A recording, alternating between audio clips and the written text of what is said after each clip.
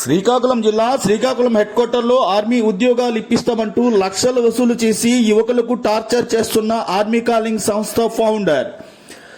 శ్రీకాకుళం జిల్లాలో army, navy, air force ఉద్యోగాలు ఇప్పిస్తామంటూ లక్షలు వసూలు చేసిన ఇండియన్ ఆర్మీ కాలింగ్ ప్రెసిడెంట్ బసవరమణ ఇంకా ఉద్యోగాలు ఎందుకు రాలేదని అభ్యర్థులు ప్రశ్నించడంతో బెల్ట్ తో విరగదీస్తున్నటువంటి విజువల్స్ అయితే మీరు ప్రస్తుతం చూస్తున్నారు. ఈ విజువల్ ఆలస్యంగా సోషల్ మీడియాలో వైరల్ అవడంతో శ్రీకాకుళం అంతా హల్చల్ చేస్తుంది.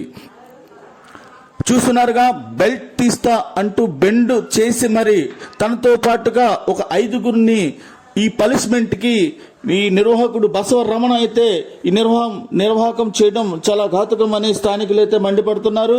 ఆ విద్యార్థిని కొట్టే రీతి చూస్తున్నట్లయితే పూర్తిగా తన బీపీ బదలయ్యే పరిస్థితి. ఒక వైర్ని తీసి చుట్టూ పూర్తిగా బలవంతంగా తను వద్దు వద్దు అని అరుస్తున్నప్పుడు కూడాను అంత దాష్టికంగా అంత గట్టిగా కొట్టడం, ఇదొక ప్రైవేట్ సంస్థ చేసే నిర్వాహకం ఎంతవరకు కరెక్ట్ అనే ప్రజా సంఘాలు అయితే ప్రశ్నిస్తున్నాయి. ఈ విజువల్ ఆలస్యంగా వైరల్ అయినప్పటికీ ఈ విజువల్ సంవత్సరం కిందటి వీడియో అని చెప్పి బసవరమణ అయితే తెలియపరిచే పరిస్థితి కనిపిస్తూ ఉంది.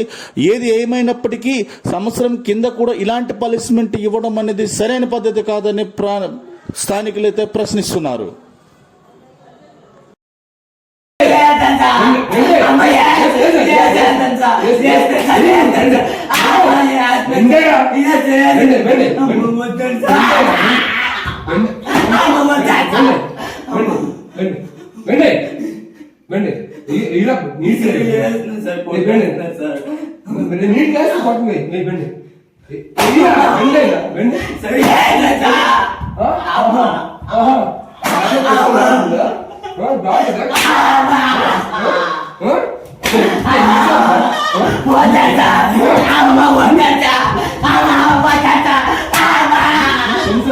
చెప్పండి.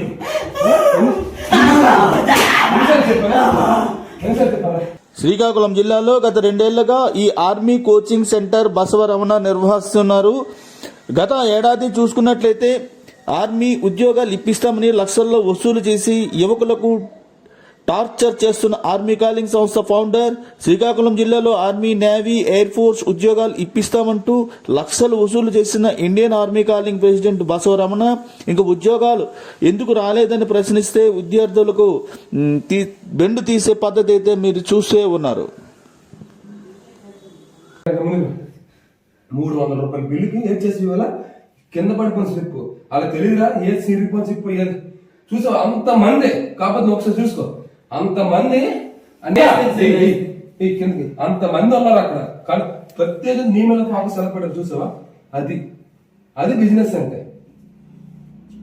నువ్వు వచ్చింది నీకు ఇష్టం నువ్వు నడుస్తున్నా నీ వల్ల ఎంతమంది చూసావా. ఎన్నిసార్లు చెప్పాలి, తప్పు ఒకటి చేస్తే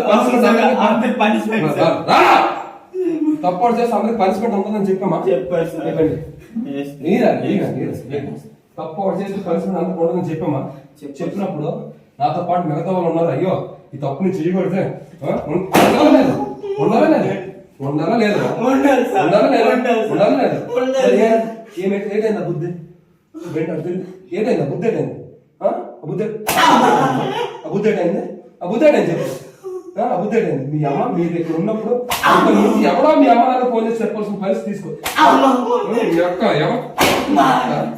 చెప్పలేదా బిల్లు కాకున్నప్పుడు ఎందుకురా శివతారం వాడేస్తే నా సంగతి తెలీదు. నాన్న మొట్టలు చూసి నా ఉద్యోగం సైతం వదులుకొని మీకు వెండయ్యా